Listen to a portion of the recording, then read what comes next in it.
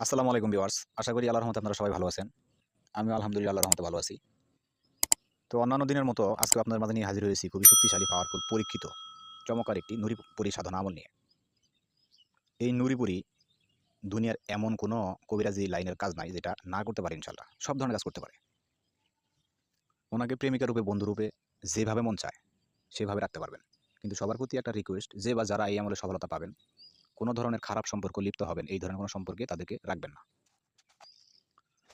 তো যাই হোক, এই আমলটা আপনারা যে কোনো শনিবার অথবা মঙ্গলবার, অমাবস্যা, পূর্ণিমা ৪ দিনের যে কোনো একদিন করতে পারবেন রাত ১২টার পরে। এই আমলটি ঘরে অথবা বাহিরে ২ জায়গায়ই করতে পারবেন। যেখানে আপনাদের চয়েস হবে সেই জায়গায় করতে পারবেন। কিন্তু শর্ত হলো, যেখানেই করেন না কেন নির্জন নিরিবিলি হতে হবে। কেউ যেন জানতে না পারে, কেউ যেন ডিস্টার্ব না করে। ঘরের ভিতরে করলে যে রুমে আপনি আমল করবেন এই রুমের আশেপাশে কোনো ধরনের কোনো রুম থাকা যাবে না, আওয়াজ, শব্দ কানে আসা যাবে না। এমন নিরিবিলি হতে হবে। বাহিরে যদি করেন সেক্ষেত্রে খোলা আসমানের নিচে, মাঠে, কোনো নদীর পাড়ে, সাগর পাড়ে অথবা বাগানে।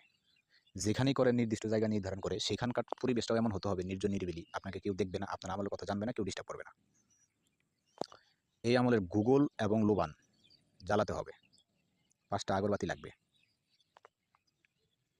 তো আপনার যখন দিনক্ষণ ঠিক হয়ে গেছে, ঘর অথবা বাহিরে যে কোনো জায়গা নির্ধারণ হয়ে গেছে, গুগল, লোবান, আগরবাতি, আতর এগুলো সঙ্গে করে নিয়ে ওই জায়গায় যাবেন ১২টার আগে।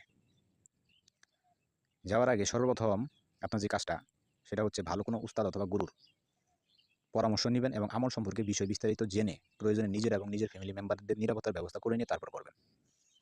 তো এখানে যখন যাওয়া হয়ে গেছে এই সমস্ত সব কিছু নিয়ে, প্রথমত জায়নামাজটা বিছাবেন, কেবলামুখী হয়ে বসবেন। বসার পর আপনি গুগল এবং লোবান ওগুলো কয়লাতে জ্বালাবেন।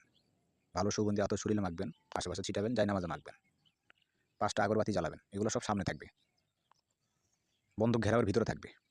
কারণ এই আমলে নিজের শরীর বন্ধ করা এবং বন্দুক ঘেরাও দেওয়া দুইটারই প্রয়োজন আছে। যখন এগুলো সব কিছু আপনার করা হয়ে গেছে, তখন আমি স্ক্রিনে যে দোয়াটা দিয়ে দিয়েছি এই দোয়াটা আপনাকে ১১,০০০ বার পড়তে হবে। যদিও ১১,০০০ বার পড়তে গেলে এই আমলটা একটু কষ্ট হবে, কিন্তু কষ্ট হইলেও কষ্টের ভিতরে অনেক কিছু লুকায়িত আছে। 100% সফলতা পাবেন ইনশাল্লাহ। যখন আপনার আমলটা ১১,০০০ বার শেষ হয়ে যাবে, আগে পরে দুরূদ শরীফ পড়ে নেবেন, তওবা ইস্তেগফার পড়ে নেবেন ৭ বার অথবা ১১ বার। ১১,০০০ বার পড়ার আগে, শেষ হওয়ার আগে যদি উনি আসে, বন্ধুত্ব করবেন না, কথা বলবেন না। ১১,০০০ বার পড়া শেষ হলে তারপর কথা বলবেন, বন্ধুত্ব করে নেবেন।